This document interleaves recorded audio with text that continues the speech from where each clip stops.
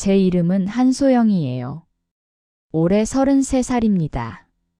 지금부터 들려드릴 이야기는 제가 가장 사랑했던 두 사람에게 동시에 배신당한 이야기예요. 제 남편과 제 친언니한테요. 어떤 분들은 이런 일이 정말 일어날 수 있냐고 물으실 거예요. 드라마 같은 이야기라고 하실 수도 있고요. 하지만 이 모든 일은 실제로 일어났답니다. 제게요. 저는 이 이야기를 꼭 세상에 알려야 한다고 생각했어요. 혹시 저처럼 가족을 맹목적으로 믿다가 배신당하는 분들이 없도록요. 가족이라는 이름이 때로는 가장 독한 칼이 될 수 있다는 걸 꼭 말씀드리고 싶었답니다. 결혼한 지 5년이 됐어요. 남편 이민수와는 직장 동료로 만났답니다. 회사 프로젝트를 함께 하면서 가까워졌고 3년 연애 끝에 결혼했어요. 민수는 좋은 남편이었어요. 다정하고 성실했고 저를 아꼈답니다. 저도 민수를 진심으로 사랑했어요. 결혼 후 1년쯤 지났을 때부터 저희는 아이를 가지려고 노력했어요. 하지만 쉽지 않았답니다. 2년이 지나도 임신이 안 됐어요. 저희는 병원에 갔어요. 여러 검사를 받았답니다. 결과는 충격적이었어요. 저한테 문제가 있었어요. 난소 기능이 심하게 저하되어 있었고 자연 임신이 거의 불가능하다는 진단을 받았답니다. 의사 선생님이 말씀하셨어요. 인공수정이나 시험관 시술을 해볼 수 있지만 성공률이 매우 낮을 거라고요. 대안으로는 난자기증이나 대리모를 고려해 볼 수 있다고 하셨어요. 저는 그 자리에서 울었어요. 민수가 제 손을 꼭 잡아줬답니다. 괜찮다고 방법을 찾을 거라고 말해줬어요. 하지만 저는 괜찮지 않았어요. 여자로서 아이를 낳을 수 없다는 게 너무 슬펐거든요. 그날 밤 저는 혼자 화장실에서 한참을 울었어요. 민수한테 미안했어요. 건강한 아내를 만났으면 벌써 아이가 있었을 텐데 저 때문에 그러지 못하는 거잖아요. 다음 날 언니한테 전화했어요. 한소희, 제 친언니예요. 저보다 3살 많은 36살이었답니다. 언니는 미혼이었어요. 오래 사귄 남자친구가 있었지만 결혼은 안 한 상태였어요. 언니는 커리어 우먼이었거든요. 외국계 회사에서 임원으로 일하고 있었답니다. 저는 언니한테 모든 걸 털어놨어요. 불임 진단받은 것, 아이를 가질 수 없다는 것, 너무 슬프다는 것을요. 언니는 위로해줬어요. 괜찮다고, 요즘엔 방법이 많다고, 포기하지 말라고 했어요. 그리고 며칠 후 언니가 집으로 찾아왔어요. 민수도 있는 저녁 시간이었답니다. 언니는 저희 부부를 앉혀놓고 진지하게 말했어요. 자기가 대리모를 해주겠다고요. 저는 깜짝 놀랐어요. 언니가 뭐라고 한 거죠? 언니가 설명했어요. 제 난자와 민수의 정자로 수정란을 만들어서 자기 자궁에 착상시키는 거라고요. 그러면 언니가 10개월 동안 임신을 대신 해주고 아기가 태어나면 저희가 키우는 거라고요. 저는 망설였어요. 그게 가능한가요? 그리고 언니한테 그런 걸 부탁해도 되는 건가요? 하지만 언니는 단호했어요. 자기는 결혼 계획도 없고 소영이가 행복한 게 제일 중요하다고요. 동생을 위해서라면 뭐든 할 수 있다고 했어요. 민수도 감동한 표정이었어요. 언니한테 고맙다고 정말 큰 결심이라고 말했답니다. 저는 울면서 언니를 안았어요. 고맙다고 사랑한다고 말했어요. 언니는 제 등을 토닥이며 말했어요. 걱정하지 말라고 꼭 건강한 조카를 안겨주겠다고요. 그날 저는 행복했어요.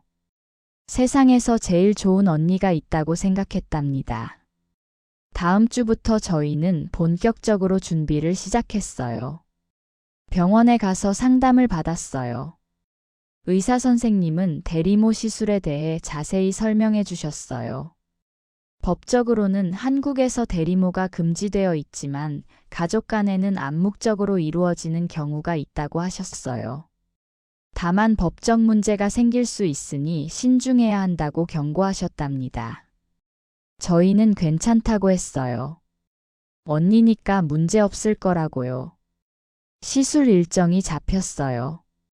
우선 제 난자를 채취하고 민수의 정자와 수정시킨 후 수정란을 언니 자궁에 착상시키는 거였어요.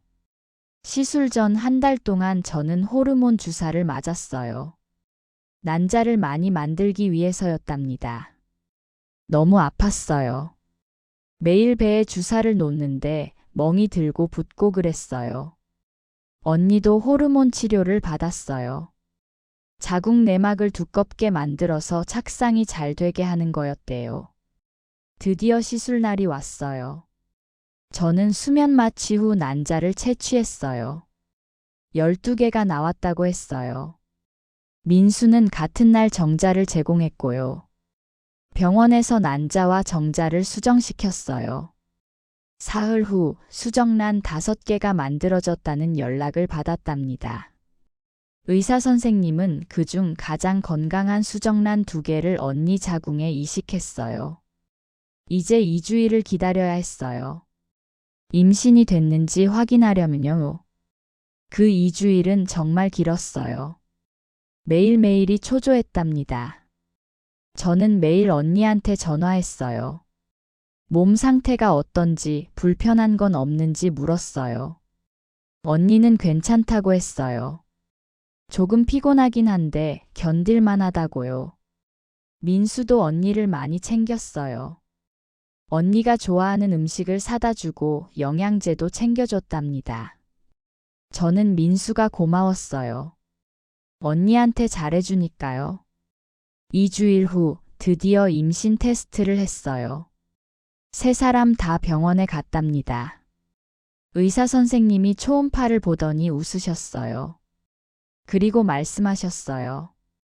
임신이 됐다고요. 저는 울면서 언니를 안았어요. 민수도 기뻐했어요. 우리 셋은 서로 안고 울었답니다. 임신 초기라 아직 불안정하지만 잘 관리하면 무사히 출산할 수 있을 거라고 하셨어요. 집에 돌아오는 차 안에서 저는 계속 웃었어요. 드디어 아이가 생기는 거예요. 언니 덕분에요. 민수가 운전하면서 말했어요.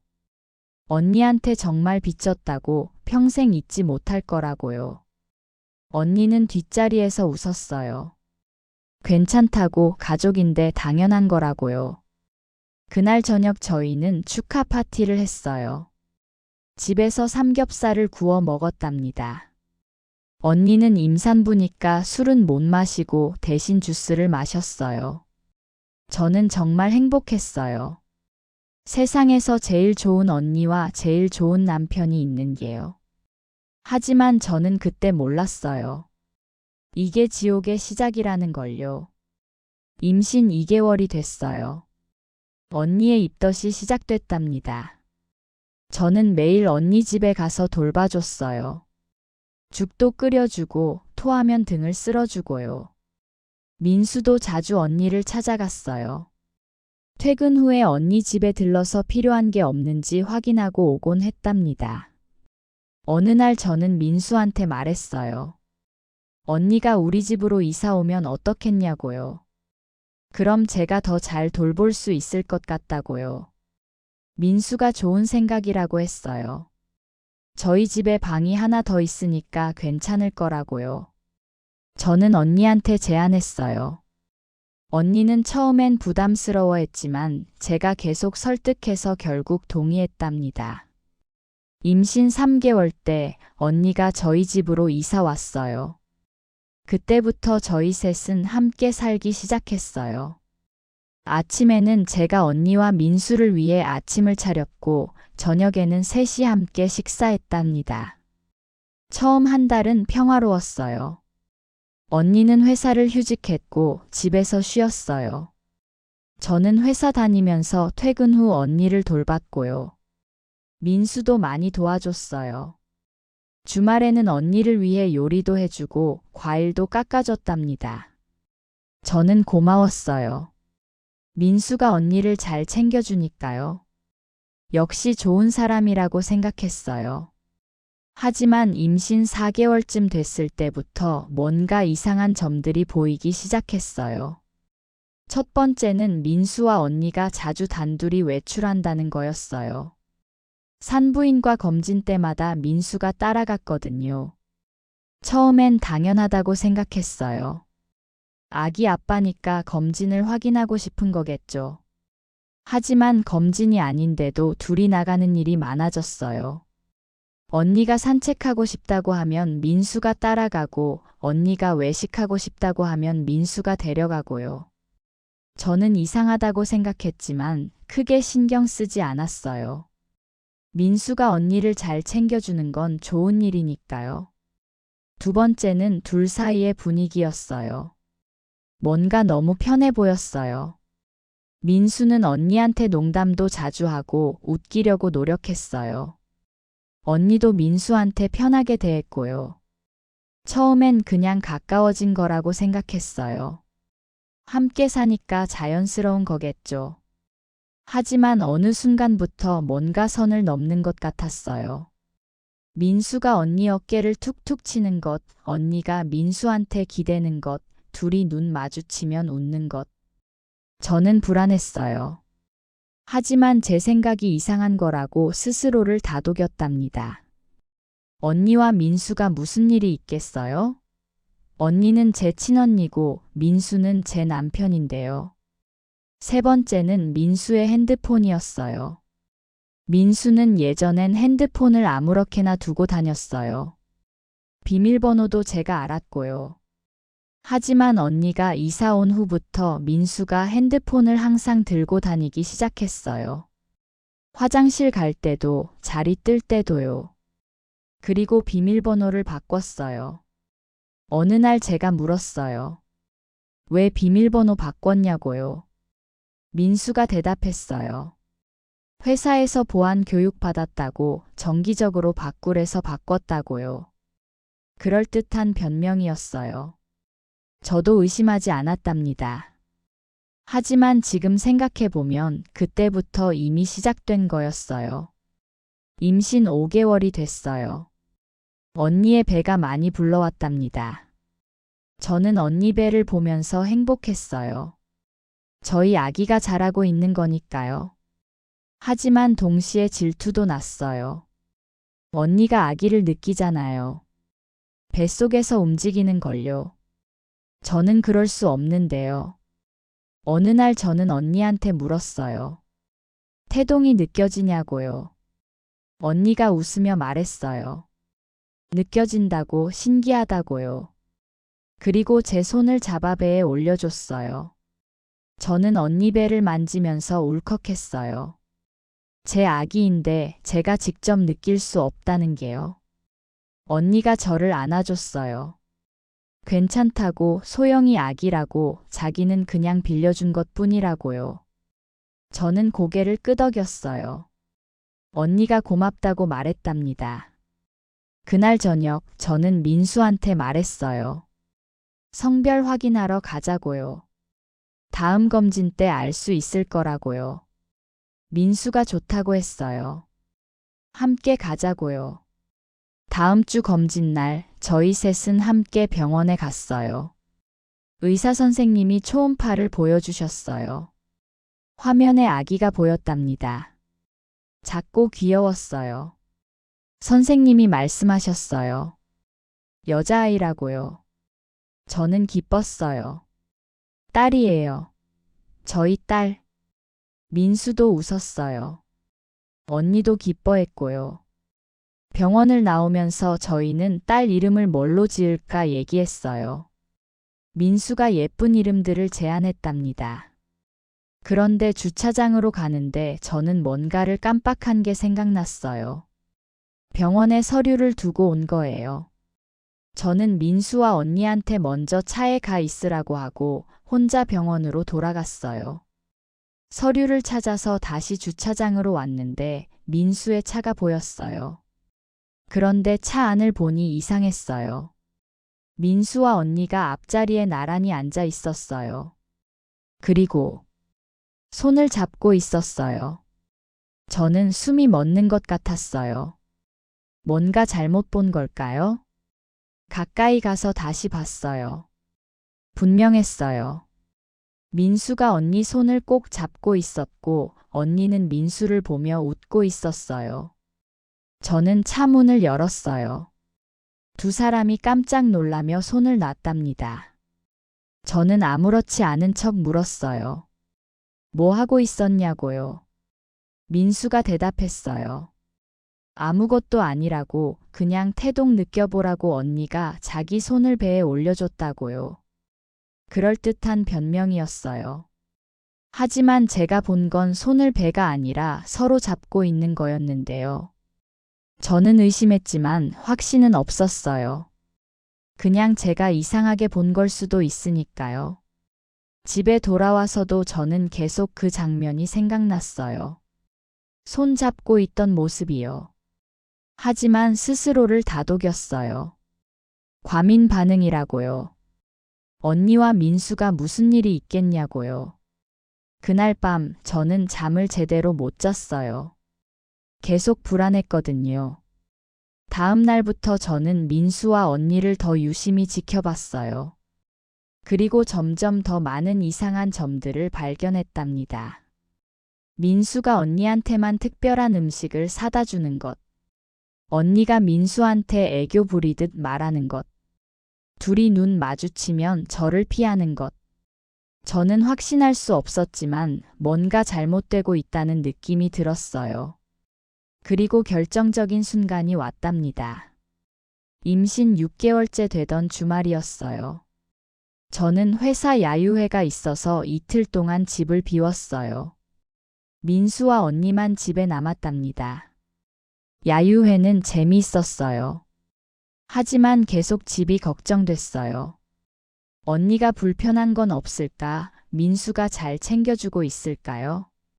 이틀 후 저녁에 집에 돌아왔어요. 현관문을 열고 들어가는데 이상하게 조용했어요.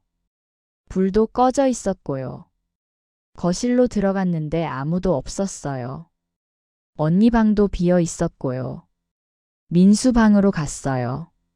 문이 닫혀 있었답니다. 저는 문을 두드렸어요. 민수야, 나 왔어. 안에서 소리가 들렸어요. 뭔가 부산스러운 소리요. 잠시 후 민수가 문을 열었어요. 얼굴이 붉었어요. 땀도 나 있었고요. 저는 물었어요. 왜 그러냐고, 어디 아프냐고요. 민수가 대답했어요. 아니라고, 그냥 더워서 그렇다고요. 저는 방 안을 봤어요. 침대가 흐트러져 있었어요. 그리고 언니가 화장실에서 나왔어요. 언니도 얼굴이 붉었어요. 머리가 흐트러져 있었고요. 저는 얼어붙었어요. 이게 무슨 상황이죠? 민수가 급히 설명했어요. 언니가 배가 아파서 자기가 마사지 해줬다고요. 그래서 땀난 거라고요. 언니도 고개를 끄덕였어요. 맞다고, 민수가 도와줬다고요. 저는 믿고 싶었어요. 하지만 뭔가 이상했어요. 왜 민수 침대가 흐트러져 있죠? 왜 언니가 민수 방 화장실에 있죠? 저는 아무 말 하지 않았어요. 그냥 짐을 풀러 제 방으로 갔답니다. 침대에 앉아서 생각했어요. 제가 이상한 걸까요? 아니면 정말 뭔가 있는 걸까요? 그날 밤 저는 결심했어요. 확인해야겠다고요. 증거를 찾아야 한다고요. 더 이상 의심만 하고 있을 순 없었답니다. 다음 날부터 저는 본격적으로 관찰하기 시작했어요. 민수의 행동, 언니의 행동, 둘의 상호작용을요. 그리고 점점 더 많은 이상한 점들을 발견했답니다. 월요일 아침이었어요. 저는 일찍 일어나서 아침 준비를 했어요. 민수가 일어나서 거실로 나왔어요. 그리고 언니 방 앞을 지나가면서 문을 톡톡 두드렸어요. 저는 부엌에서 그 모습을 봤어요. 민수가 언니 방문을 두드린 거예요. 왜요? 잠시 후 언니가 나왔어요. 민수를 보며 웃었고요. 두 사람은 뭔가 눈빛을 교환했어요. 저는 그걸 봤답니다. 아침 식사 중에도 이상했어요. 민수가 언니한테만 특별히 신경 쓰는 것 같았어요. 언니 물컵이 비면 바로 채워주고 언니가 뭘 먹고 싶다고 하면 바로 가져다 주고요. 저한테는 그런 적이 없었는데요. 저는 시험해 봤어요. 일부러 물 좀 달라고 했어요. 민수가 물을 줬어요. 하지만 태도가 달랐어요. 그냥 건네는 거였어요. 언니한테 하듯 다정하지 않았답니다. 저는 서운했어요. 그리고 화가 났어요. 회사에 출근해서도 저는 계속 생각했어요. 민수와 언니 사이에 뭔가 있는 걸까요? 점심시간에 저는 친한 동료한테 털어놨어요. 상황을 설명했더니 동료가 말했어요. 혹시 그 둘이 바람 피우는 거 아니냐고요. 저는 화들짝 놀랐어요. 바람이라니요? 설마요. 하지만 동료는 진지했어요. 임신한 여자가 집에 같이 살고 있고 남편이 그 여자를 챙겨주고 있다면 의심해 볼 만하다고요. 저는 부인했어요. 그럴 리 없다고요. 언니는 제 친언니고 민수는 저를 사랑한다고요. 하지만 동료가 말했어요. 그렇게 믿다가 뒤통수 맞는 사람 많다고요. 확인해 보는 게 좋을 거라고요. 저는 회사로 돌아와서도 동료의 말이 계속 맴돌았어요.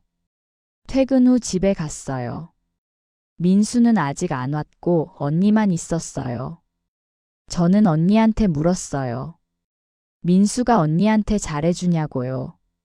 언니가 웃으며 대답했어요. 잘해준다고. 민수가 참 좋은 사람이라고요. 저는 계속 물었어요. 혹시 민수가 이상한 행동 한 적 없냐고요. 언니가 고개를 저었어요. 없다고. 왜 그러냐고 되물었어요. 저는 아무것도 아니라고 둘러댔어요.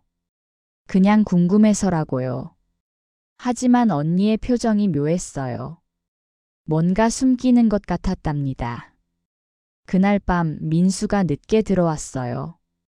회식이 있었다고 했어요. 저는 민수한테 물었어요. 요즘 언니랑 자주 단둘이 있는 것 같다고. 괜찮은 거냐고요. 민수가 웃었어요. 무슨 소리냐고. 언니는 소영이 친언니인데 뭐가 문제냐고요. 저는 말했어요. 그래도 조심해야 하지 않겠냐고. 오해받을 수 있다고요. 민수가 짜증내며 대답했어요. 오해라니. 소영이가 이상한 생각하는 거라고요. 저는 더 이상 말하지 않았어요. 민수가 화낼까 봐요. 하지만 마음속으로는 확신이 들었어요. 뭔가 있다는 거요. 다음 날 저는 일부러 회사에 연차를 냈어요. 그리고 집에서 지켜봤답니다. 아침에 민수가 출근하는 걸 봤어요. 그리고 숨어서 기다렸어요. 1시간쯤 지났을까요?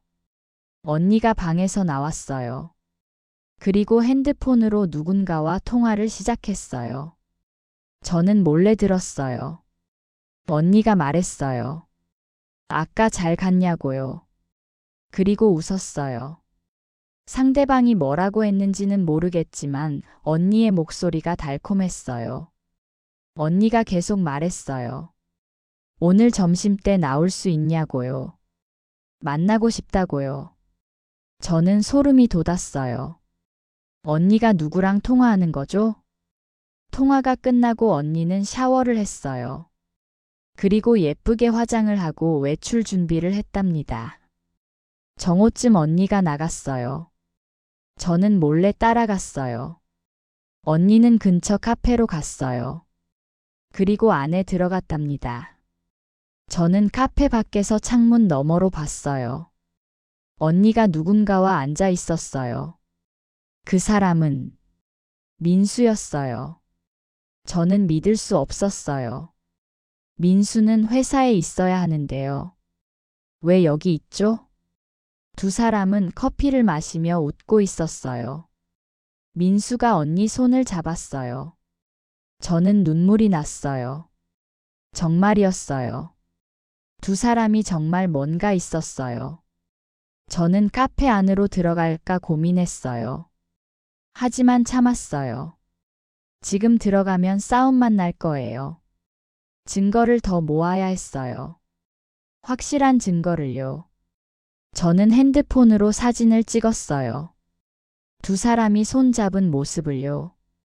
그리고 조용히 집으로 돌아왔답니다. 집에서 저는 울었어요. 한참을 울었어요. 제 남편과 제 언니가요. 어떻게 이럴 수 있죠? 저녁에 민수가 돌아왔어요. 저는 아무렇지 않은 척했어요. 민수한테 물었어요. 오늘 회사 어땠냐고요? 민수가 대답했어요.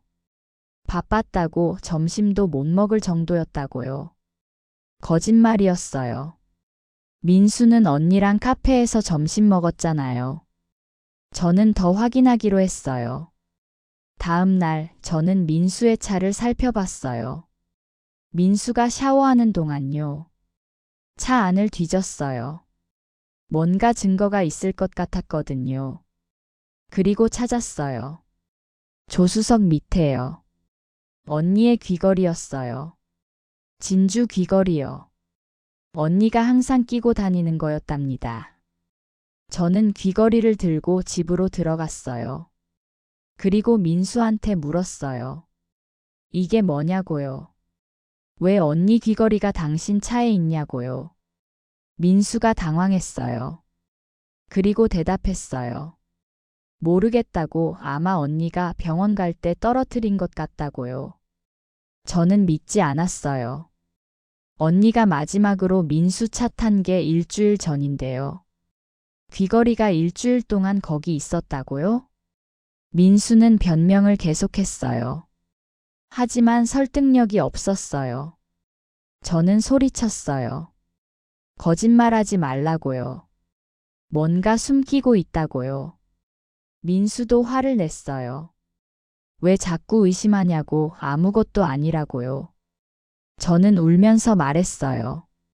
아무것도 아니면 왜 핸드폰 비밀번호 바꿨냐고, 왜 언니랑 자꾸 단둘이 나가냐고요. 민수가 한숨을 쉬었어요. 그리고 말했어요. 소영이가 예민한 거라고, 임신 때문에 스트레스 받아서 그런 거라고요. 저는 어이가 없었어요. 제가 임신한 것도 아닌데요. 저는 방으로 들어가서 문을 잠갔어요. 민수와 같이 있기 싫었거든요. 그날 밤 저는 결심했어요. 탐정을 고용하기로요. 혼자서는 증거를 다 모을 수 없을 것 같았어요. 전문가의 도움이 필요했답니다. 다음 날 저는 사설탐정 사무소를 찾아갔어요. 탐정은 중년 남자였어요. 경력이 20년이라고 했어요. 저는 상황을 설명했어요. 남편과 언니가 바람 피우는 것 같다고, 증거를 찾아달라고요. 탐정이 물었어요. 어느 정도 확신이 있냐고요. 저는 대답했어요. 거의 확신한다고, 여러 정황이 있다고요. 탐정이 고개를 끄덕였어요. 그리고 말했어요. 일주일만 시간을 달라고, 확실한 증거를 찾아주겠다고요. 비용은 200만 원이었어요. 비쌌지만 진실을 알려면 어쩔 수 없었어요. 저는 계약했어요. 그리고 탐정한테 민수와 언니의 사진, 차 번호, 자주 가는 장소 등을 알려줬답니다. 탐정이 일주일 후에 연락하겠다고 했어요. 그 일주일은 지옥 같았어요. 매일 민수와 언니를 보면서 연기해야 했거든요. 아무것도 모르는 척, 의심하지 않는 척요. 하지만 속으로는 계속 불타고 있었어요. 분노와 슬픔으로요.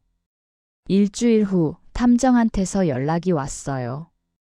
만나자고요. 저는 탐정사무소로 갔어요. 탐정이 봉투를 건넸어요. 봉투 안에는 사진들과 보고서가 있었답니다. 저는 떨리는 손으로 사진들을 봤어요. 민수와 언니가 호텔에 들어가는 사진이었어요. 레스토랑에서 키스하는 사진도 있었어요. 민수 차 안에서 포옹하는 사진도요. 저는 숨이 막혔어요. 진짜였어요. 두 사람이 정말 바람 피우고 있었어요. 탐정이 설명했어요. 지난 일주일 동안 두 사람이 4번 만났다고요.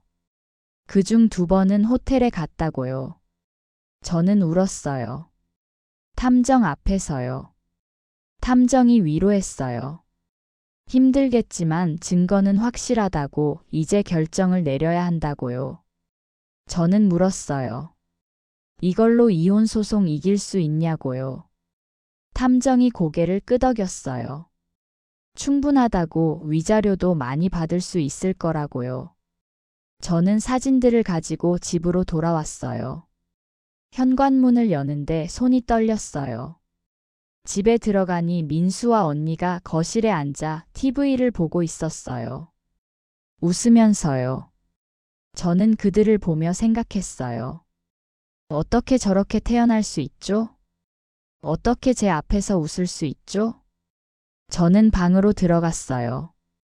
그리고 사진들을 책상 위에 올려놨답니다. 내일 이 사진들을 보여줄 거예요. 그리고 진실을 밝힐 거예요. 더 이상 참을 수 없었어요. 다음 날 아침 저는 일찍 일어났어요. 오늘이 그날이었답니다. 민수는 아직 자고 있었어요. 언니도요. 저는 커피를 내리면서 마음을 다잡았어요. 오늘 모든 걸 끝낼 거예요. 아침 8시쯤 민수가 일어났어요. 평소처럼 인사하고 거실로 나왔답니다. 저는 식탁에 아침을 차렸어요. 평소처럼요. 민수가 앉았어요. 그리고 휴대폰을 보면서 밥을 먹기 시작했어요. 언니도 나왔어요. 배가 많이 불러 있었답니다. 임신 7개월이었거든요. 언니가 웃으며 좋은 아침이라고 인사했어요. 저는 대답하지 않았어요. 세 사람이 조용히 아침을 먹었어요. 긴장된 침묵이었답니다. 식사가 끝나고 민수가 일어나려고 했어요. 출근 준비를 하려고요. 저는 민수를 불렀어요. 잠깐만 앉아 있으라고요. 민수가 의아한 표정으로 다시 앉았어요. 무슨 일이냐고 물었어요. 저는 가방에서 봉투를 꺼냈어요. 탐정이 준 봉투요. 그리고 사진들을 식탁 위에 쏟아냈어요. 민수와 언니의 얼굴이 하얗게 질렸답니다.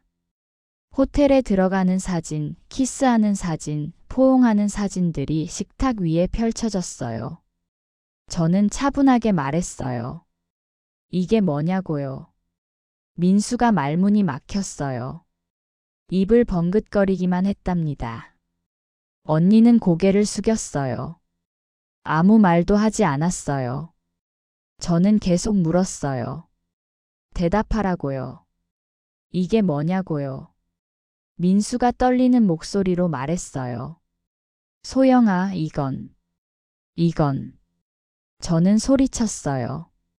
이게 뭐냐고요. 당신이 제 언니랑 바람 피운 증거 아니냐고요. 언니가 울기 시작했어요. 미안하다고, 정말 미안하다고 말했어요. 저는 언니한테 다가갔어요. 그리고 물었어요.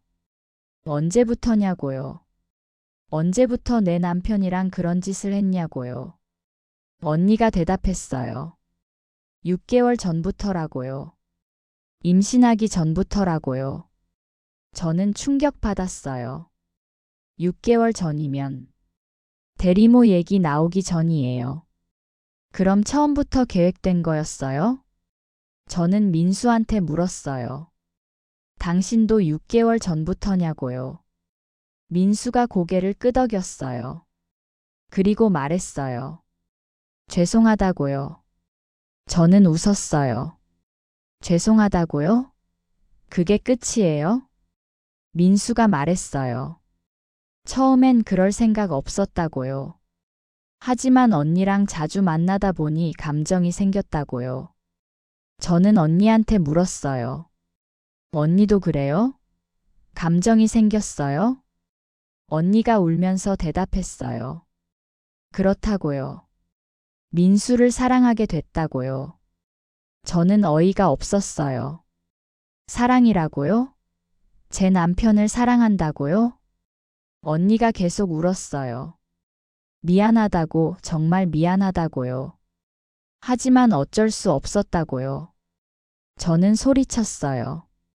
어쩔 수 없다니요? 언니는 제 친언니잖아요. 어떻게 동생 남편을 사랑할 수 있어요? 언니가 대답하지 않았어요. 계속 울기만 했답니다. 저는 민수한테 물었어요. 그럼 대리모는 뭐예요? 언니가 임신한 아기는 누구 아기예요? 민수가 고개를 숙였어요. 그리고 말했어요. 소영이 아기라고요. 수정란을 이식한 거라고요. 저는 안도했어요. 적어도 아기는 제 아기구나 싶었거든요. 하지만 언니가 갑자기 말했어요. 아니라고요. 저는 언니를 봤어요. 뭐가 아니냐고 물었어요. 언니가 떨리는 목소리로 말했어요. 수정란 이식이 아니라고요. 인공수정도 아니라고요. 저는 이해할 수 없었어요. 무슨 소리예요? 언니가 계속 말했어요. 자기와 민수가 직접 관계해서 임신했다고요. 저는 얼어붙었어요. 뭐라고요? 언니가 설명했어요.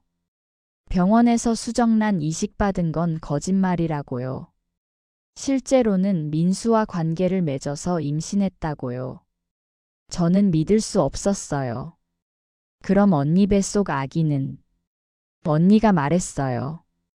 자기와 민수의 아기라고요. 완전히요. 저는 주저앉았어요. 다리에 힘이 풀렸거든요.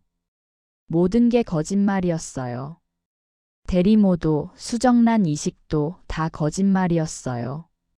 언니와 민수는 처음부터 저를 속인 거예요. 대리모라는 핑계로 함께 있으면서 관계를 맺은 거예요. 저는 민수를 봤어요. 민수는 고개를 숙이고 있었답니다. 저는 물었어요. 왜 그랬냐고요? 왜 저를 속였냐고요? 민수가 대답했어요. 처음엔 정말로 대리모로 시작하려 했다고요. 하지만 병원 가기 전에 언니와 관계를 맺게 됐고 언니가 임신했다고요. 그래서 그냥 수정란 이식한 척 했다고요. 저는 웃었어요. 미친 듯이 웃었어요. 계획적이었어요. 처음부터 저를 속일 생각이었던 거예요. 저는 언니한테 물었어요. 왜 그랬냐고요? 왜 동생을 배신했냐고요? 언니가 울면서 대답했어요. 사랑하니까라고요. 민수를 너무 사랑하니까 어쩔 수 없었다고요. 저는 소리쳤어요. 사랑이 뭔지 알아요. 사랑이라는 게 동생을 배신하는 거예요. 언니가 계속 울었어요. 미안하다는 말만 반복했답니다. 저는 민수한테 물었어요. 당신은 저를 사랑한 적 있어요? 민수가 대답했어요. 사랑했다고요. 지금도 사랑한다고요. 저는 비웃었어요. 사랑하면서 제 언니랑 바람 피워요? 그게 사랑이에요? 민수가 말했어요. 복잡하다고요. 소영이도 사랑하지만 소희도 사랑한다고요. 저는 어이가 없었어요. 둘 다 사랑한다고요? 저는 일어났어요. 그리고 말했어요. 이혼하겠다고요. 민수가 놀라며 말했어요. 소영아, 진정해라고요. 얘기하자고요. 저는 고개를 저었어요. 얘기할 것 없다고요. 당장 짐 싸서 나가라고요. 민수가 사정했어요. 기회를 달라고요. 하지만 저는 단호했어요. 기회 같은 거 없다고요. 끝났다고요. 민수가 계속 매달렸어요. 하지만 저는 듣지 않았어요. 저는 언니한테 말했어요. 언니도 나가라고요. 당장이요. 언니가 울면서 말했어요. 임신했다고요. 어디 가냐고요. 저는 냉정하게 대답했어요. 그게 제가 알바예요? 민수랑 가든지 혼자 가든지 알아서 하라고요. 언니가 애원했어요. 제발이라고요. 아기 낳을 때까지만이라도 있게 해달라고요. 저는 거절했어요. 싫다고요. 배신자랑은 1분 1초도 같이 있기 싫다고요. 저는 제 방으로 들어가서 문을 잠갔어요. 그리고 침대에 쓰러져서 울었어요. 소리내서 울었답니다.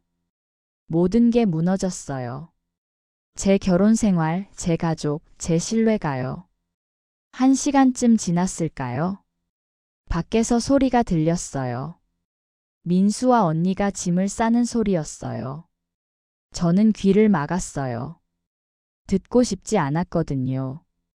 2시간 후 문 두드리는 소리가 들렸어요. 민수였어요. 민수가 말했어요. 나간다고요. 연락하겠다고요. 저는 대답하지 않았어요. 현관문 닫히는 소리가 들렸어요. 그리고 조용해졌답니다. 저는 방문을 열고 나갔어요. 집은 텅 비어 있었어요. 거실에 언니가 입던 옷들이 좀 남아 있었어요. 그리고 민수의 면도기도요. 저는 모든 걸 쓰레기 봉투에 담았어요. 그리고 버렸답니다. 집을 청소했어요. 언니와 민수의 흔적을 다 지웠어요. 그날 밤 저는 혼자 집에서 잤어요. 처음으로요. 외로웠어요. 하지만 동시에 홀가분했어요. 적어도 이제 거짓말 속에서 살지 않아도 되니까요. 다음 날 저는 회사에 휴가를 냈어요. 당분간 쉬기로 했답니다. 머리를 정리해야 했거든요. 앞으로 어떻게 할지요. 오전에 변호사 사무실에 갔어요. 이혼 상담을 받으려고요. 변호사님은 40대 중반쯤 되어 보이는 여자분이었어요. 저는 상황을 설명했어요. 남편이 제 언니랑 바람 피웠다고 증거도 있다고요. 변호사님이 사진들을 보더니 고개를 끄덕였어요. 충분한 증거라고 위자료 청구할 수 있다고 하셨어요. 저는 물었어요. 얼마나 받을 수 있냐? 변호사님이 설명하셨어요. 보통 5천만 원에서 1억 원 정도라고요. 상간자인 언니한테도 청구할 수 있다고요. 저는 고개를 끄덕였어요. 그리고 재산 분할은요? 변호사님이 대답하셨어요. 결혼한 지 5년이니 반반이라고요. 집도 절반, 예금도 절반이라고요. 저는 계산해 봤어요. 집이 4억이고 예금이 1억이면 2억 5천이에요. 거기에 위자료까지 받으면 3억 정도 되는 거네요. 변호사님이 말씀하셨어요. 바로 소송 준비 들어가자고요. 빠를수록 좋다고요. 저는 동의했어요. 그리고 계약했답니다. 변호사 사무실을 나오는데 핸드폰이 울렸어요. 모르는 번호였어요. 받았더니 중년 여자 목소리가 들렸어요. 저를 찾는 목소리였답니다. 저는 누구냐고 물었어요. 여자가 대답했어요. 자기는 유경숙이라고 제 엄마 친구라고요. 저는 기억났어요. 엄마가 살아계실 때 자주 오시던 분이었어요. 엄마가 돌아가신 후로는 연락이 끊겼었는데요. 유 이모가 말씀하셨어요. 만나고 싶다고요. 할 얘기가 있다고요. 저는 약속을 잡았어요. 오후에 카페에서 만나기로 했답니다. 카페에 갔더니 유 이모가 먼저 와 계셨어요. 세월이 많이 흘렀지만 여전히 알아볼 수 있었어요. 유 이모가 저를 보더니 반갑게 인사하셨어요. 많이 컸다고 이제 다 컸다고 하셨답니다. 저는 앉아서 커피를 주문했어요. 그리고 물었어요. 무슨 일로 연락하셨냐고요. 유 이모가 조심스럽게 말씀하셨어요. 소문 들었다고요. 소영이가 이혼한다고요. 저는 놀랐어요. 벌써 소문이 났나요? 유 이모가 설명하셨어요. 소희가 자기한테 연락했다고요. 울면서 하소연했다고요. 저는 화가 났어요. 언니가 유 이모한테 연락해서 뭐라고 한 거죠? 유 이모가 말씀하셨어요. 소희가 민수랑 사귀게 됐다고 소영이가 이혼하겠다고 난리라고 했대요. 저는 어이가 없었어요. 언니가 자기가 피해자인 것처럼 얘기한 거예요? 저는 유 이모한테 진실을 말했어요. 언니가 제 남편이랑 바람 피웠다고 6개월 동안이나요. 그리고 임신한 아기도 두 사람 아기라고요. 유 이모가 놀라셨어요. 그리고 한숨을 쉬셨답니다. 유 이모가 말씀하셨어요. 역시 그렇구나, 라고요. 저는 물었어요. 무슨 뜻이냐고요. 유 이모가 설명하셨어요. 소희가 원래 그런 애라고요. 남의 남자 탐내는 버릇이 있다고요. 저는 더 놀랐어요. 그게 무슨 소리예요? 유 이모가 말씀하셨어요. 소희가 고등학교 때부터 그랬다고요. 친구 남자친구 뺐고 선배 남자친구 뺐고요. 대학교 때도 그랬대요. 룸메이트 남자친구랑 바람 피우다가 들켜서 쫓겨났다고요. 저는 충격받았어요. 그런 일이 있었어요? 유 이모가 계속 말씀하셨어요. 소영이 엄마가 살아계실 때 많이 걱정하셨다고요. 소희 때문에요. 언니가 25살 때는 유부남이랑 사귀다가 아내한테 들켜서 난리 났었대요. 그때 엄마가 합의금 2천만 원 물어줬다고요. 저는 몰랐어요. 그런 일이 있었다는 걸요. 유 이모가 말씀하셨어요. 엄마가 소영이한테는 말하지 말라고 했대요. 소영이가 언니 싫어할까 봐요. 그래서 모두 숨긴 거래요. 언니의 과거를요. 저는 분노했어요. 언니가 원래 그런 사람이었다니요. 유 이모가 말씀하셨어요. 소희는 남의 것을 탐내는 습관이 있다고요. 자기 것보다 남의 것이 더 좋아 보인대요. 특히 남자는 더 심하다고요. 다른 여자가 사랑하는 남자를 빼앗는 걸 즐긴다고요. 저는 물었어요. 그럼 저한테 접근한 것도 계획적이었을까요? 유 이모가 고개를 끄덕이셨어요. 아마도요. 유 이모가 말씀하셨어요. 소희가 3년 전에 자기한테 말했대요. 소영이 남편이 정말 괜찮은 남자 같다고요. 저는 소름이 돋았어요. 3년 전이면 제가 결혼한 지 2년 됐을 때예요. 그때부터 언니가 민수를 노렸던 거예요. 유 이모가 계속 말씀하셨어요. 자기가 그때 경고했대요. 동생 남편한테 마음 먹지 말라고요. 하지만 소희가 웃으며 말했대요. 장난이라고 그냥 좋은 사람이라 그렇다고요. 하지만 유 이모는 걱정됐대요. 소희의 과거를 아니까요. 그래서 제 엄마한테 말씀드렸대요. 소희 조심하라고요. 하지만 엄마는 믿지 않으셨대요. 언니가 그럴 리 없다고요. 그리고 몇 달 후 엄마가 돌아가셨어요. 교통사고로요. 저는 눈물이 났어요. 엄마 생각이 나서요. 유 이모가 제 손을 잡아주셨어요. 그리고 말씀하셨어요. 소영이가 이혼하는 게 맞다고요. 민수도 소희도 믿을 수 없다고요. 저는 고개를 끄덕였어요. 이미 결심한 거라고요. 유 이모가 말씀하셨어요. 필요하면 증언해 주겠다고요. 소희의 과거를요. 저는 고마웠어요. 유 이모 증언이 도움이 될 것 같았거든요. 카페를 나와서 저는 변호사님한테 전화했어요.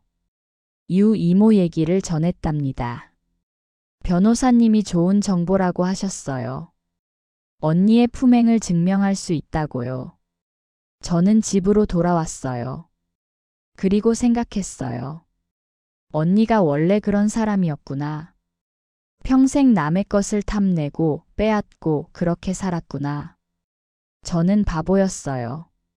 언니를 믿었거든요. 친언니니까 절대 배신하지 않을 거라고 생각했어요. 하지만 틀렸어요. 언니한테 저는 그냥 또 하나의 목표물이었어요. 뺏어야 할 것이었어요. 그날 밤 저는 옛날 사진들을 봤어요. 언니랑 찍은 사진들이요. 어릴 때 사진, 학교 다닐 때 사진, 엄마랑 같이 찍은 사진들이요. 사진 속 언니는 웃고 있었어요. 저도 웃고 있었고요. 하지만 이제 알아요. 그게 다 거짓이었다는 걸요. 언니는 평생 저를 이용했어요. 동생이라는 이름으로요. 저는 사진들을 찢었어요. 하나하나 다요. 그리고 버렸답니다. 이제 언니는 없어요. 저한테는요. 일주일이 지났어요. 변호사님이 소장을 준비하고 계셨어요. 민수한테서는 연락이 왔어요. 만나서 얘기하자고요. 저는 거절했어요. 변호사 통해서 하자고요. 언니한테서도 연락이 왔어요. 문자였어요. 소영아, 미안해. 정말 미안해. 하지만 나도 어쩔 수 없었어. 민수를 너무 사랑해. 이해해줘. 저는 문자를 지웠어요. 읽기도 싫었거든요. 며칠 후 저는 결혼 전에 다니던 산부인과에 갔어요. 제 건강검진을 받으려고요. 의사 선생님이 저를 진찰하셨어요. 그리고 물으셨어요. 요즘 스트레스 많이 받냐고요. 저는 고개를 끄덕였어요. 이혼 준비 중이라고요. 의사 선생님이 위로해 주셨어요. 힘들겠다고요. 그리고 말씀하셨어요. 검진 결과는 일주일 후에 나온다고요. 저는 감사하다고 인사하고 나오려는데 간호사가 저를 불렀어요. 간호사가 조심스럽게 물었어요. 혹시 대리모 하신 분 아니냐고요. 저는 놀라서 물었어요. 어떻게 아느냐고요. 간호사가 설명했어요. 예전에 여기서 대리모 상담받으러 오셨었다고요. 기억난다고요. 저는 고개를 끄덕였어요. 맞다고요. 근데 왜요? 간호사가 말했어요. 사실 할 얘기가 있다고요. 조용한 데서 얘기하자고요. 저는 간호사를 따라 상담실로 갔어요. 간호사가 문을 닫고 말하기 시작했어요. 간호사가 말했어요. 대리모 하신 분이 친언니라고 들었다고요. 저는 고개를 끄덕였어요. 그런데요? 간호사가 조심스럽게 말했어요. 사실은 수정란 이식을 안 했다고요. 저는 얼어붙었어요. 뭐라고요? 간호사가 설명했어요. 예약은 되어 있었는데 당일에 언니분과 남편분이 와서 취소했다고요. 저는 물었어요. 취소했다고요? 왜요? 간호사가 대답했어요. 언니분이 자연 임신을 시도하고 싶다고 했대요. 저는 이해할 수 없었어요. 자연 임신이요? 그게 무슨 소리예요? 간호사가 설명했어요. 원래 수정란 이식보다 자연 임신이 성공률이 높다고 주장하셨대요. 그래서 자기네들끼리 시도해보고 안 되면 다시 오겠다고 했대요. 저는 충격받았어요. 그럼 언니와 민수가 직접 관계를 맺었다는 거잖아요? 간호사가 계속 말했어요. 그런데 석 달 후에 언니분이 혼자 오셨대요. 임신 확인하러요. 그때 임신이 확인됐고 그 후로는 안 오셨대요. 저는 물었어요. 왜 저한테 말 안 했냐고요. 간호사가 대답했어요. 병원 규정상 환자 정보를 함부로 공개할 수 없다고요. 하지만 지금은 말해야 할 것 같아서 말하는 거래요. 저는 감사하다고 말했어요. 그리고 혹시 기록이 남아있냐고 물었어요. 간호사가 고개를 끄덕였어요. 취소 기록이 있다고요. 그리고 언니가 혼자 와서 임신 확인한 기록도요. 저는 그 기록을 복사해 달라고 부탁했어요. 간호사가 잠깐 고민하더니 동의했답니다. 병원을 나오면서 저는 온몸이 떨렸어요. 처음부터 계획된 거였어요. 언니와 민수가 짜고 저를 속인 거예요. 수정란 이식은 핑계였어요. 실제로는 직접 관계를 맺어서 임신한 거예요. 그리고 저한테는 수정란 이식했다고 거짓말한 거예요. 저는 너무 화가 났어요. 너무 슬펐어요. 집에 돌아와서 변호사님한테 전화했어요. 병원 기록을 전했답니다. 변호사님이 말씀하셨어요. 이건 사기라고요. 명백한 사기라고요. 저는 물었어요. 고소할 수 있냐고요. 변호사님이 대답하셨어요. 가능하다고요. 사기죄로 형사 고소도 할 수 있다고요. 저는 고소하기로 했어요. 이혼 소송과 함께요. 며칠 후 소장이 발송됐어요. 민수와 언니한테요. 이혼 청구와 위자료 청구, 그리고 사기죄 고소장이요. 민수한테서 전화가 왔어요. 패닉 상태였어요. 사기죄라니 무슨 소리냐고, 자기는 그럴 생각 없었다고요. 저는 차갑게 대답했어요. 변호사랑 얘기하라고요. 언니한테서도 전화가 왔어요. 울면서 사정했어요. 고소 취하해 달라고요. 자기는 감옥 못 간다고요. 저는 거절했어요. 늦었다고요. 이미 늦었다고요. 언니가 울부짖었어요. 아기는 어떻게 하냐고요. 자기 뱃속에 아기가 있다고요. 저는 냉정하게 말했어요. 그건 제가 알바 아니라고요. 언니 아기니까 언니가 책임지라고요. 언니가 소리쳤어요. 이 아기는 소영이 아기였다고요. 원래는요. 저는 웃었어요. 원래는이라고요? 원래는 제 아기였지만 언니가 훔쳐간 거잖아요. 언니가 울면서 말했어요. 훔쳐간 게 아니라고요. 사랑했다고요. 저는 전화를 끊었어요. 더 이상 들을 가치도 없었거든요. 그날 밤 저는 오랜만에 편히 잤어요. 싸움은 시작됐지만 저는 이길 거예요. 반드시요. 한 달이 지났어요. 재판 날짜가 잡혔답니다. 그 사이에 여러 일들이 있었어요. 민수가 직장을 그만뒀어요. 스캔들 때문이었대요. 회사에 소문이 퍼졌거든요.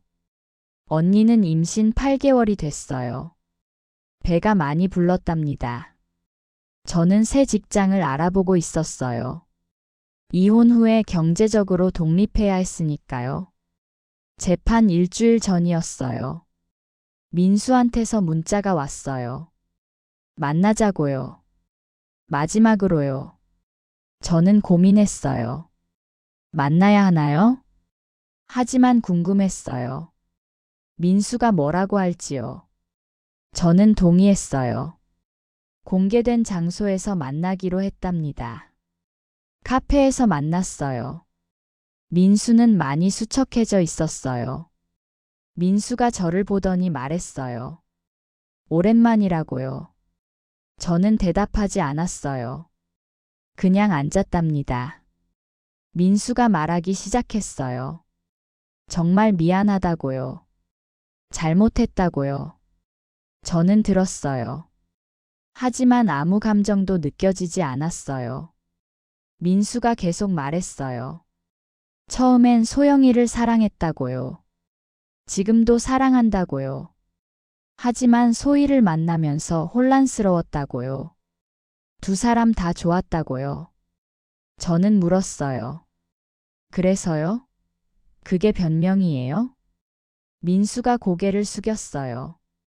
변명이 아니라 설명이라고요. 저는 비웃었어요. 설명이라고요? 저한테 뭘 설명할 거예요? 민수가 말했어요. 이혼은 어쩔 수 없다고요. 하지만 고소는 취하해 달라고요. 저는 고개를 저었어요. 안 된다고요. 민수가 사정했어요. 제발이라고요. 자기 인생 끝난다고요. 저는 차갑게 대답했어요. 제 인생도 끝났다고요. 당신 때문에요. 민수가 울었어요. 정말 미안하다고 용서해 달라고요. 저는 일어났어요. 그리고 말했어요. 용서 같은 거 없다고요. 법정에서 보자고요. 민수가 제 팔을 잡았어요. 소영아, 제발이라고요. 저는 팔을 뿌리쳤어요. 그리고 나왔답니다. 카페를 나오는데 누가 저를 부르는 소리가 들렸어요. 돌아보니 언니였어요. 언니가 다가왔어요. 배가 정말 많이 불러 있었어요. 거의 만삭이었답니다. 언니가 말했어요. 소영아, 우리 얘기 좀 하자고요. 저는 거절하려고 했어요. 하지만 언니의 표정이 절박했어요. 저는 한숨을 쉬고 벤치에 앉았어요. 언니도 옆에 앉았답니다. 언니가 말하기 시작했어요. 언니가 말했어요. 자기가 정말 잘못했다고요. 동생을 배신해서 미안하다고요. 하지만 민수를 너무 사랑한다고요. 처음 보는 순간부터 사랑했다고요. 저는 물었어요. 처음 보는 순간부터요? 언니가 고개를 끄덕였어요. 그리고 충격적인 말을 했어요. 언니가 말했어요. 민수를 먼저 만난 건 자기라고요. 저는 이해할 수 없었어요. 무슨 소리예요? 언니가 설명했어요. 10년 전 언니가 26살 때 소개팅으로 민수를 만났대요. 저는 깜짝 놀랐어요. 10년 전이면 제가 민수 만나기 전이에요. 언니가 계속 말했어요. 그때 민수랑 몇 번 만났대요. 잘 맞았대요. 하지만 언니가 외국 발령을 받아서 2년 동안 해외에 있었대요. 그 사이에 연락이 끊겼고 언니가 돌아왔을 때 민수는 저랑 사귀고 있었대요. 언니가 말했어요. 그때 정말 충격이었다고요. 자기 남자를 동생이 가로챘다고 생각했대요. 저는 어이가 없었어요. 가로챘다고요? 저는 그런 사실도 몰랐는데요. 언니가 말했어요. 그래서 참았다고요. 동생이 행복하니까요. 하지만 마음속으로는 계속 민수를 사랑했대요. 그리고 기회가 왔다고요. 제가 불임이라는 걸 알았대요. 언니가 대리모를 자처한 건 민수랑 가까워질 기회였대요. 저는 소름이 돋았어요. 처음부터 계획된 거였어요. 언니가 계속 말했어요. 민수도 처음엔 거절했대요. 하지만 언니가 계속 유혹했대요. 그리고 결국 민수가 넘어왔대요. 언니가 말했어요. 이제 민수는 자기 거라고요. 10년 만에 되찾은 거라고요. 저는 웃었어요. 미친 소리라고요. 저는 언니한테 말했어요. 민수를 먼저 만났다고 해서 민수가 언니 거예요? 그게 말이 돼요? 민수는 저랑 결혼했어요. 저랑 5년을 살았어요. 그게 현실이에요. 언니가 말했어요. 하지만 민수 마음은 자기한테 있다고요. 저는 고개를 저었어요. 민수 마음이 어디 있든 상관없다고요. 이미 끝났다고요. 언니가 울면서 말했어요. 소영아, 이해해줘라고요.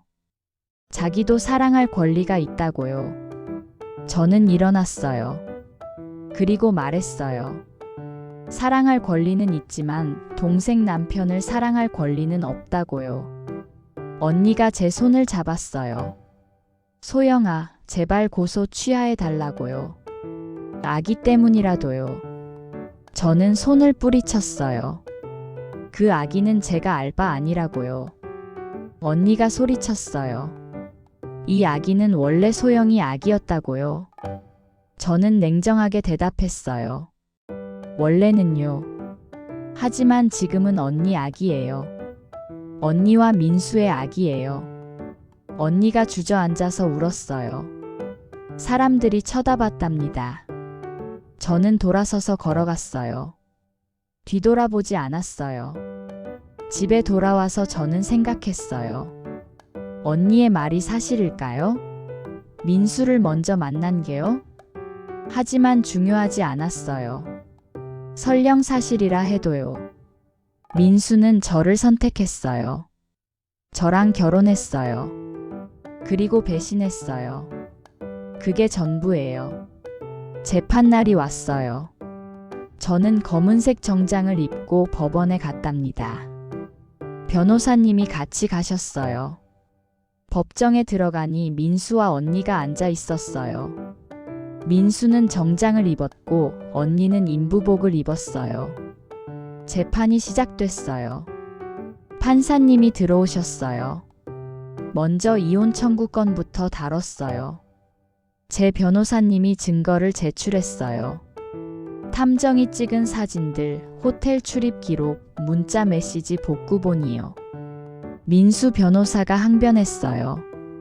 일시적인 실수였다고, 계속 관계는 아니었다고요. 하지만 제 변호사님이 반박했어요. 6개월 동안 지속적으로 만났다고, 이건 실수가 아니라 고의라고요. 판사님이 증거를 검토하셨어요. 그리고 고개를 끄덕이셨답니다. 다음은 위자료 청구였어요. 제 변호사님이 청구액을 제시했어요.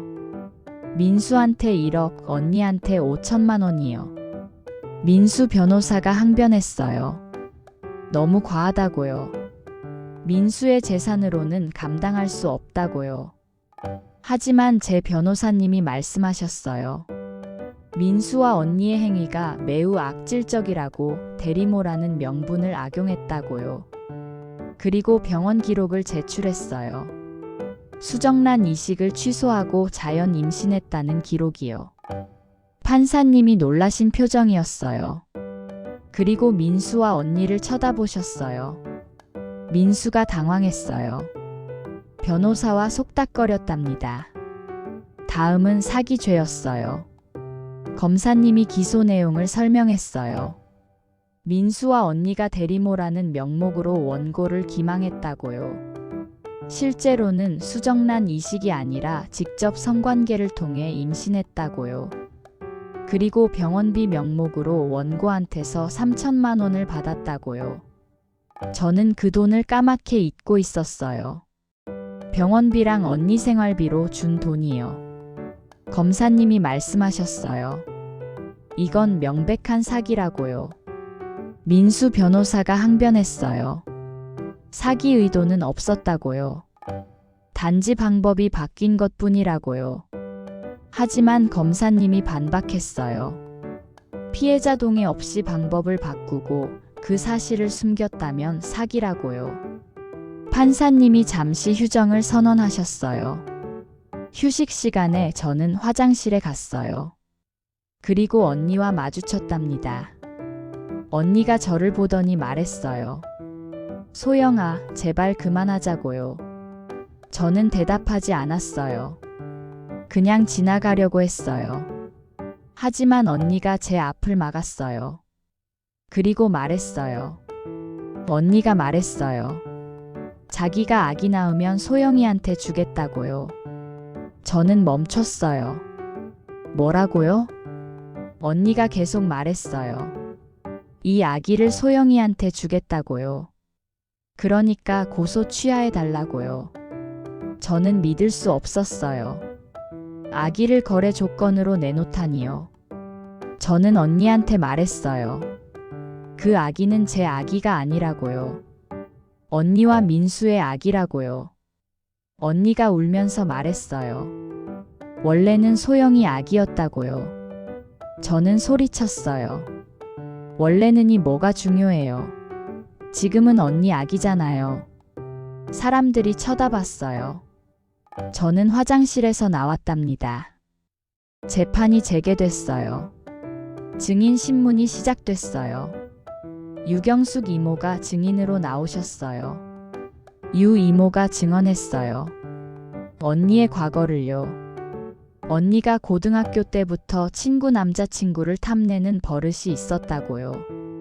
대학 때는 룸메이트 남자친구랑 바람 피우다 들켰다고요. 25살 때는 유부남과 사귀었다고요. 판사님이 심각한 표정으로 들으셨어요.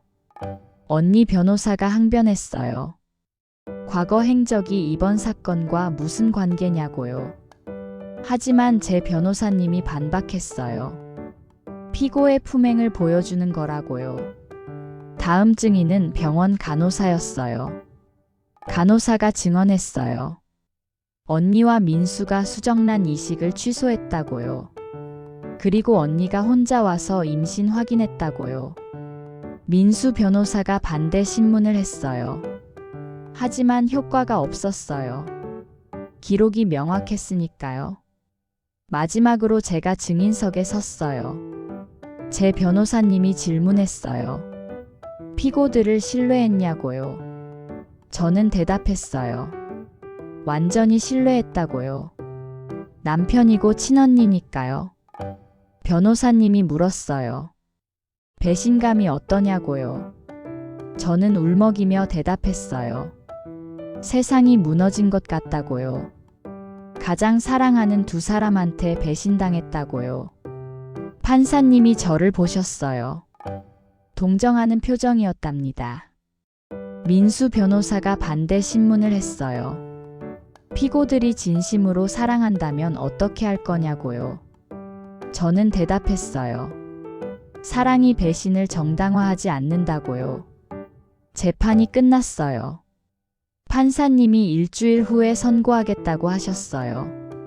법원을 나오는데 민수가 저를 불렀어요. 민수가 말했어요. 소영아, 정말 미안하다고요. 용서해 달라고요. 저는 민수를 똑바로 쳐다봤어요. 그리고 말했어요. 용서 같은 건 없다고요. 당신이 선택한 거예요. 이제 대가를 치르세요. 민수가 울었어요. 하지만 저는 돌아섰답니다. 집에 돌아와서 저는 긴 한숨을 쉬었어요. 이제 일주일만 기다리면 돼요. 그리고 모든 게 끝날 거예요. 일주일 후 선고 날이 왔어요. 저는 다시 법원에 갔답니다. 변호사님과 함께요. 법정에 들어가니 민수와 언니가 긴장한 표정으로 앉아 있었어요. 판사님이 들어오셨어요. 그리고 판결문을 읽기 시작하셨답니다. 먼저 이혼 청구권이었어요. 판사님이 말씀하셨어요. 피고 이민수의 부정행위가 명백함으로 이혼을 허가한다고요. 민수가 고개를 떨궜어요. 다음은 재산 분할이었어요. 판사님이 말씀하셨어요. 혼인 중 취득한 재산을 5대5로 분할한다고요. 집이 4억, 예금이 1억이니 2억 5천을 제가 받는 거였어요. 그 다음은 위자료였어요. 판사님이 말씀하셨어요. 피고들의 행위가 매우 악질적이므로 위자료를 인정한다고요. 피고 이민수는 원고에게 1억을 지급하라고요. 피고 한소희는 원고에게 5천만 원을 지급하라고요. 총 1억 5천만 원이었어요. 저는 안도의 한숨을 쉬었어요. 마지막으로 사기죄였어요. 판사님이 말씀하셨어요. 피고들의 행위는 사기에 해당한다고요. 피고 이민수는 징역 1년에 집행유예 2년을 선고한다고요. 피고 한소희도 징역 1년에 집행유예 2년을 선고한다고요. 실형은 아니었지만 전과는 남는 거였어요. 판결이 끝났어요. 저는 법정을 나왔답니다. 변호사님이 축하한다고 하셨어요. 좋은 결과라고요. 저는 고개를 끄덕였어요. 감사하다고요. 법원 밖으로 나오는데 언니가 기다리고 있었어요. 언니의 배가 정말 많이 불러 있었어요.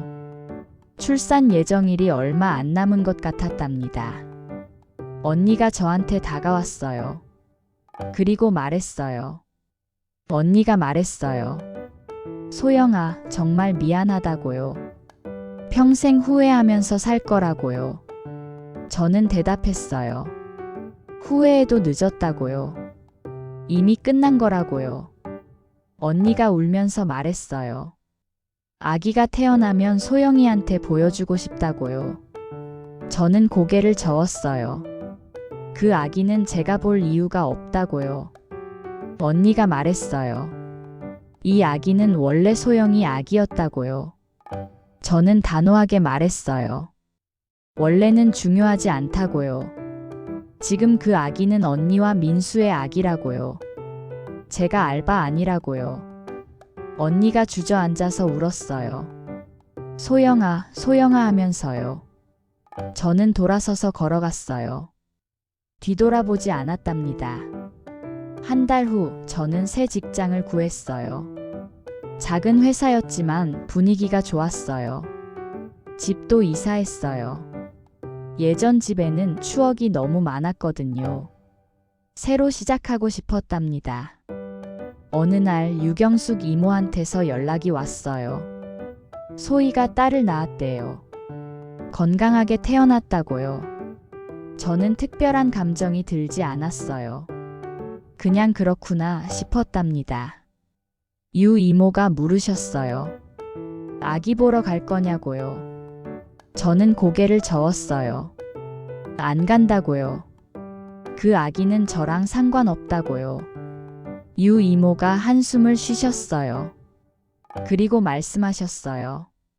소희가 혼자 키우기 힘들어한다고요. 민수도 별로 도와주지 않는다고요. 저는 어깨를 으쓱했어요. 그게 제가 알바냐고요. 유 이모가 말씀하셨어요. 소희가 후회하고 있다고요. 소영이한테 용서를 빌고 싶어 한다고요. 저는 대답했어요. 용서는 없다고요. 평생요. 유 이모가 이해한다고 하셨어요. 그리고 소영이가 행복하게 살았으면 좋겠다고 하셨답니다. 3개월이 지났어요. 저는 새 직장에 적응했어요. 동료들도 좋았고 일도 재미있었어요. 어느 주말 저는 오랜만에 카페에 앉아 있었어요. 책을 읽으면서요. 옆 테이블에 젊은 부부가 앉았어요. 아기를 안고 있었답니다. 아기가 웃었어요. 부모도 웃었어요. 저는 그들을 보면서 생각했어요. 한때 저도 저런 가정을 꿈꿨었지요. 남편과 아이와 함께하는 행복한 가정을요. 하지만 그 꿈은 사라졌어요. 저는 슬픈가요? 아니에요. 오히려 자유로웠어요. 거짓과 배신 속에서 사는 것보다 혼자지만 진실되게 사는 게 나았거든요. 6개월이 지났어요. 이혼 확정 판결이 났어요. 완전히 끝난 거였답니다. 저는 재산 분할금과 위자료를 받았어요. 총 4억이었어요. 그 돈으로 작은 집을 샀어요. 제 이름으로요. 그리고 일부는 저축했어요. 어느 날 회사 동료가 소개팅을 제안했어요. 저는 거절하려다가 생각을 바꿨어요. 새로운 사람을 만나는 것도 나쁘지 않을 것 같았거든요. 소개팅 상대는 괜찮은 사람이었어요. 예의 바르고 유머도 있었답니다. 우리는 몇 번 더 만났어요. 천천히 친해졌어요. 그는 제 과거를 알고 있었어요. 저는 솔직하게 말했거든요. 이혼했다고, 배신당했다고요. 그는 이해한다고 했어요. 그리고 과거는 중요하지 않다고, 지금의 저를 좋아한다고 했어요. 저는 조심스러웠어요. 또 상처받고 싶지 않았거든요. 하지만 그는 인내심이 많았어요. 천천히 기다려줬답니다. 1년이 지났어요. 저는 새 남자친구와 안정적인 관계를 유지했어요. 어느 날 우연히 언니를 마주쳤어요. 마트에서였어요. 언니는 유모차를 밀고 있었어요. 아기가 탔답니다. 우리는 눈이 마주쳤어요. 언니가 놀란 표정을 지었어요. 저는 그냥 지나가려고 했어요. 하지만 언니가 저를 불렀어요. 소영아, 라고요. 저는 멈췄어요. 그리고 돌아봤답니다. 언니가 다가왔어요. 그리고 말했어요. 오랜만이라고요. 저는 대답했어요. 그렇다고요. 언니가 아기를 가리켰어요. 이게 우리 딸이라고요. 이름은 지우라고요. 저는 아기를 봤어요. 귀여웠어요. 하지만 아무 감정도 들지 않았답니다. 언니가 조심스럽게 물었어요. 안아볼래요? 저는 고개를 저었어요. 괜찮다고요. 언니가 말했어요. 소영이 잘 지내는 것 같아서 다행이라고요. 저는 대답했어요. 잘 지낸다고요. 언니는요? 언니가 한숨을 쉬었어요. 그냥 그렇다고요. 육아가 힘들다고요. 저는 특별한 반응을 하지 않았어요. 언니가 말했어요. 민수랑은 헤어졌다고요. 저는 놀라지 않았어요. 예상했던 일이었거든요. 언니가 계속 말했어요. 민수가 책임지지 않는다고요. 혼자 키우고 있다고요. 저는 동정심이 들지 않았어요. 자업자득이었으니까요. 언니가 마지막으로 말했어요. 정말 미안하다고요. 평생 후회하면서 산다고요. 저는 차분하게 대답했어요. 후회해도 소용없다고요. 이미 끝난 일이라고요. 그리고 말했어요. 언니는 언니 인생 사세요. 저는 제 인생 살 테니까요. 언니가 울먹였어요. 하지만 저는 더 이상 머물지 않았어요. 인사하고 돌아섰답니다. 집에 돌아오면서 저는 생각했어요. 이제 정말 끝났구나. 언니와의 관계도 그 모든 아픔도요. 저는 자유로웠어요. 진정으로요. 2년이 지났어요. 저는 새 남자친구와 결혼했어요. 작은 결혼식이었어요. 가까운 사람들만 초대했답니다. 남편은 저를 존중하고 사랑했어요. 저도 남편을 사랑했어요. 우리는 아이를 갖지 않기로 했어요. 서로 동의한 결정이었답니다. 대신 여행을 많이 다녔어요. 서로의 꿈을 응원했어요. 저는 행복했어요. 5년이 지났어요. 저는 40살이 됐답니다. 어느 날 유경숙 이모한테서 연락이 왔어요. 소희가 재혼했대요. 괜찮은 사람을 만났다고요. 저는 축하한다고 말했어요. 진심으로요. 이제 저는 언니를 미워하지 않았어요. 그냥 남이 된 거예요. 유 이모가 물으셨어요. 언니 만날 생각 없냐고요. 저는 고개를 저었어요. 없다고요. 굳이 만날 이유가 없다고요. 유 이모가 이해한다고 하셨어요. 전화를 끊고 저는 창밖을 봤어요. 햇살이 따뜻했어요. 봄이 왔답니다. 저는 미소 지었어요. 저는 살아남았어요. 배신과 고통을 이겨냈어요. 그리고 새로운 삶을 만들었어요. 세상의 모든 배신당한 분들에게 말하고 싶어요. 당신도 할 수 있어요. 시간이 걸리겠지만 언젠가는 웃을 수 있어요. 저처럼요. 10년이 지났어요. 저는 45살이 됐답니다. 남편과 저는 여전히 행복하게 살고 있어요. 회사에서는 팀장이 됐고요. 언니는 재혼해서 새로운 가정을 꾸렸대요. 아들도 낳았다고 들었어요.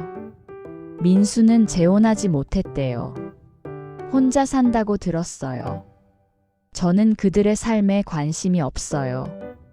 이미 제 인생과 무관한 사람들이니까요. 어느 일요일 저는 남편과 함께 공원을 산책했어요. 날씨가 좋았답니다.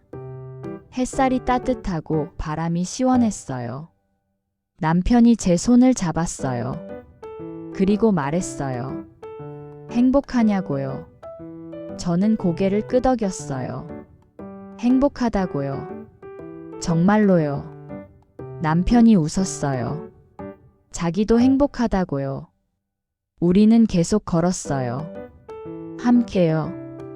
저는 깨달았어요.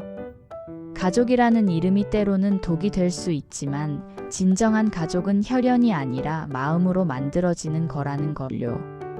제 진짜 가족은 지금 옆에 있는 이 사람이에요. 저를 배신하지 않는, 저를 진심으로 사랑하는 사람이요. 저는 행복해요. 진정으로요. 그리고 이제 알아요. 저는 살아남았을 뿐 아니라 이겼다는 걸요. 배신을 이겨냈고 새로운 삶을 만들었어요. 저는 자랑스러워요. 제 자신이요. 이 이야기를 읽는 모든 분들에게 말하고 싶어요. 당신도 할 수 있어요. 배신당했어도 상처받았어도 일어설 수 있어요. 새로운 삶을 만들 수 있어요. 저처럼요. 사연이 재미있으셨다면 구독과 좋아요를 눌러주세요. 영상 제작에 큰 힘이 됩니다. 인생이야기 채널에 오시면 더 재밌고 많은 사연을 들으실 수 있습니다.